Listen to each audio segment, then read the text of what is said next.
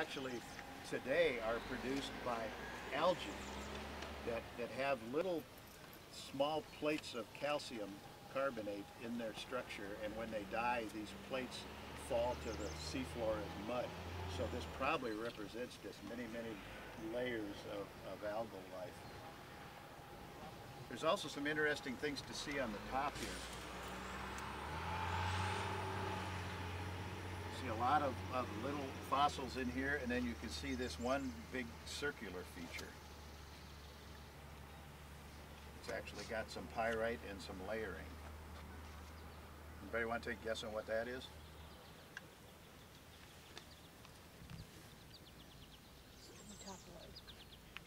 What's a good guess? Close. You're supposed to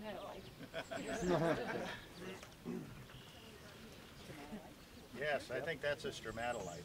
A stromatolite is like an algal mat. It's a thin layer of algae, basically, that secretes a kind of sticky substance on it, and as food particles come by and stick to it, then they kind of get dissolved in it. Well, as you hope this isn't too bad an explanation. As you can imagine, every time a storm comes by and kicks a bunch of sand or mud up on it, then it plugs up all that sticky stuff, and so the algae has to put another little layer on top of it. And this builds up as thin layers, and this was a kind of a domal structure here, and it actually has some pyrite, iron pyrite, iron sulfide preserved as crystals along in some of there. Feel free to just add anything you want in here, because you know this much better than I do. You're the paleontologist. Now we're moving down stratigraphically a little bit here, and we find a little different things going on here. Take a look at this rock and tell me what you see.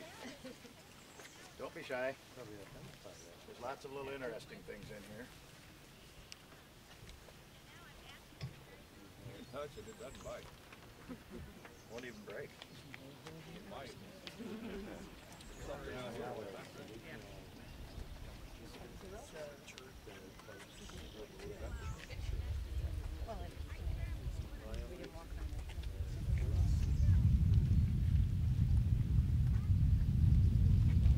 This is all limestone.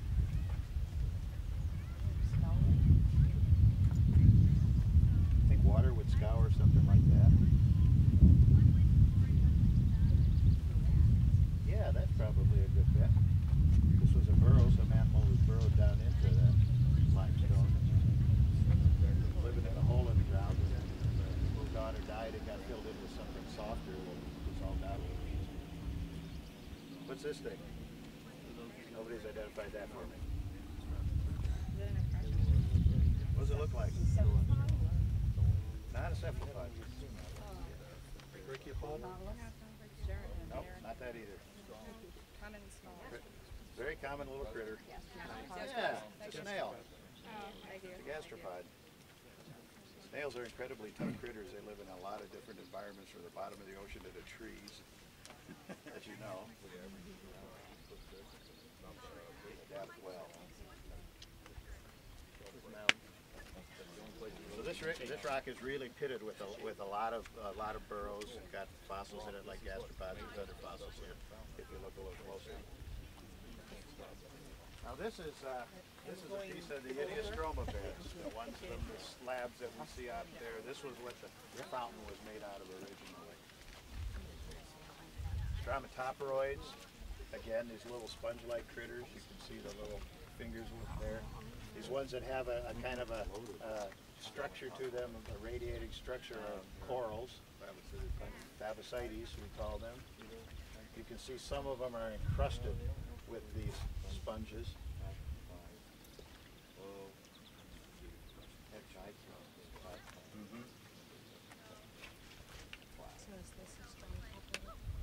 That's a coral. You see those little structures. Yeah. Here you see the outside of one, and the individual animal lived in each of those little pores. So this is like a condominium. Coral condo. So where's your stroma top? All of these little things here, these are the digital. You look on the side of the extraction, you see some bigger stromatoporoids over here. This is a kind of a mounding one right here. Yeah, this is a more massive. So this whole thing is one? Yeah, that's one stromatophyte. And each one represents one animal. So it's one stromatophyte.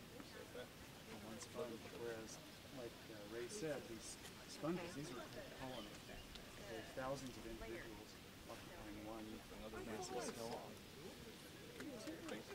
So you've got a community here, right? It's a relatively complex community of different organisms that are essentially building a reef or some kind of a mound type structure on the seabed.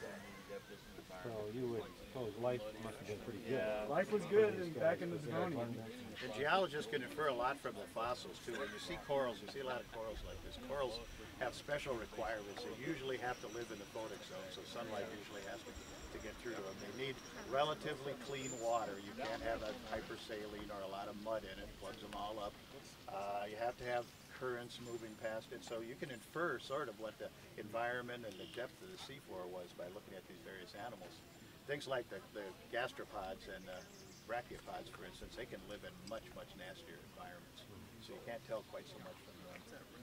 Corals are good indicators. Yeah. Hang on just a second. All right. You just made a really important